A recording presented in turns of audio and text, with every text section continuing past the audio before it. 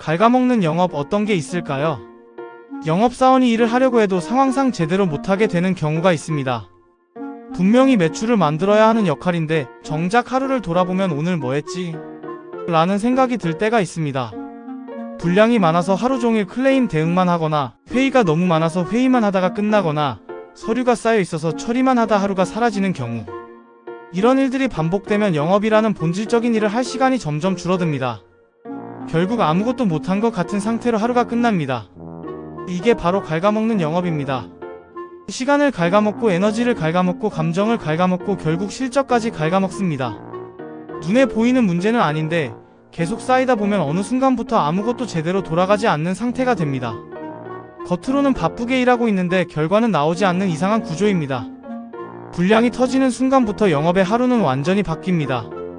원래라면 고객을 만나고 새로운 기회를 만들고 관계를 넓혀야 하는 시간이 전부 문제 해결로 바뀝니다.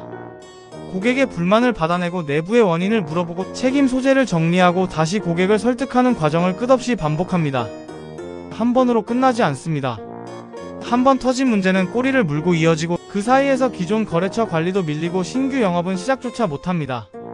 그렇게 영업은 파는 사람이 아니라 문제 처리 담당자로 변해갑니다. 회의도 마찬가지입니다. 필요해서 하는 회의가 아니라 그냥 관성처럼 반복되는 회의가 하루를 잘라먹습니다. 같은 이야기를 다른 자리에서 다시 하고 결론 없이 끝나고 결정은 다음으로 미뤄집니다. 하루에 두세 개만 잡혀도 이미 일정은 무너집니다. 준비하고 이동하고 참여하고 정리하는 사이에 집중력은 다 소모되고 막상 고객에게 쓸 수 있는 시간은 거의 남지 않습니다. 더 답답한 건 그렇게 많은 시간을 썼는데도 일이 빨라지지 않는다는 점입니다. 오히려 더 느려지고 더 복잡해집니다. 서류는 점점 늘어납니다. 보고를 위한 보고, 정리를 위한 정리, 분석을 위한 분석이 쌓입니다. 하나하나 보면 다 필요한 것처럼 보이지만 문제는 그 양과 빈도입니다. 영업사원이 하루의 절반 이상을 모니터 앞에서 보내기 시작하는 순간 이미 방향은 틀어진 겁니다. 숫자는 깔끔하게 정리되고 문서는 점점 정교해지는데 정작 매출은 움직이지 않습니다.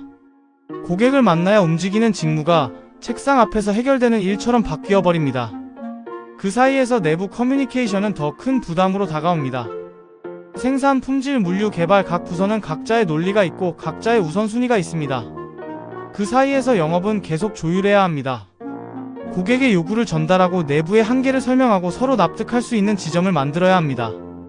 문제는 이 과정이 하루의 대부분을 잡아먹는다는 겁니다. 전화하고 메일 보내고 회의하고 다시 확인하는 사이에 에너지는 바닥나고 정작 고객과의 접점은 사라집니다.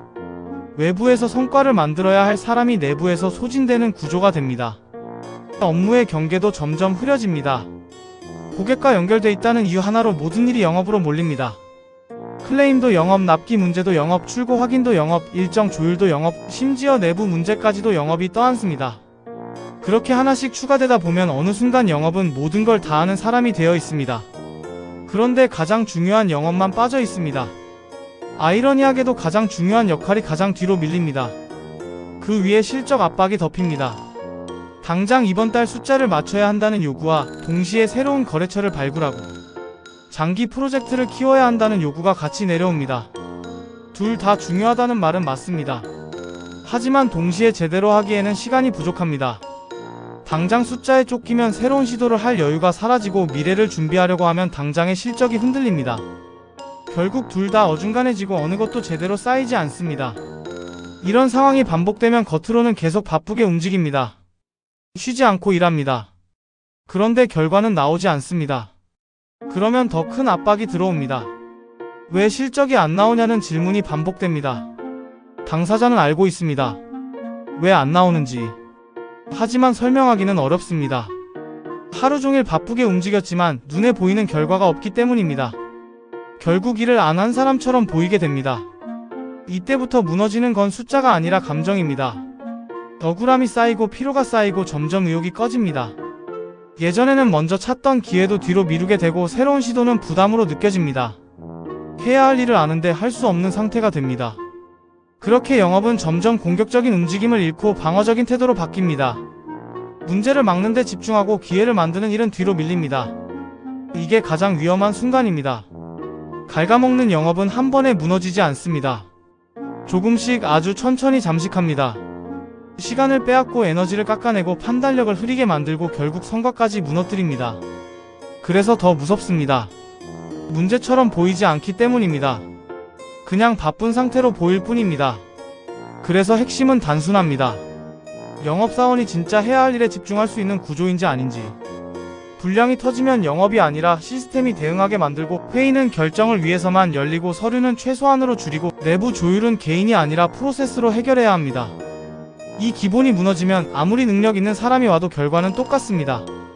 결국 질문은 바뀌어야 합니다. 왜 실적이 안 나오냐가 아니라, 지금 이 조직은 영업을 하게 만드는 구조인지 아니면 영업을 못하게 만드는 구조인지 생각해봐야 합니다.